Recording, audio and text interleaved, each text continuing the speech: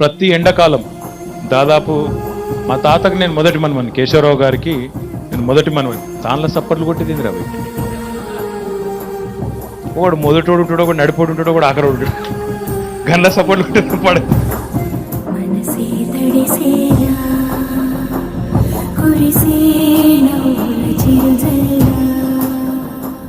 ఇది బా. నేను మొదటి మనమని, ఎందుకంటే మా అమ్మ పెద్ద బిడ్డ. మీకేమైంది రా?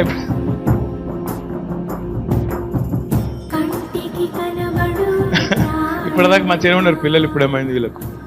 అయితే మా అమ్మ మా తాతకు పెద్ద బిడ్డ. మొత్తం నలుగురు సంతానం వాళ్ళు.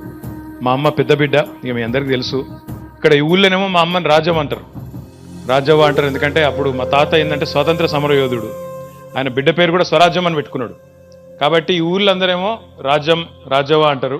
కానీ పెళ్ళైనాక అరే మీ దయరా, నేను ఏమన్నారా, కావాలంటే ఇంటికి కొమ్మని చెప్పినా కదరా తమ్మి. అయితే మా పెళ్ళైనాక, మా అమ్మ పెళ్ళైనాక పేరు మార్చిండ్రు, శోభ అని. అక్కడ వాళ్ళ అత్తగారింట్లో పేరు పెట్టింది అది. కాబట్టి ఇప్పటివరకు ఇప్పుడు కూడా అప్పుడప్పుడు నేను సిరిసిల్ల మా అమ్మ క్లాస్మేట్లు లేదా కుదురుపాక ఊరోళ్ళు ఎవరైనా కలిసినప్పుడు వచ్చినప్పుడు చెప్తారు, ఊళ్ళో రాజ్యం అడిగినా అని చెప్పు అంటారు.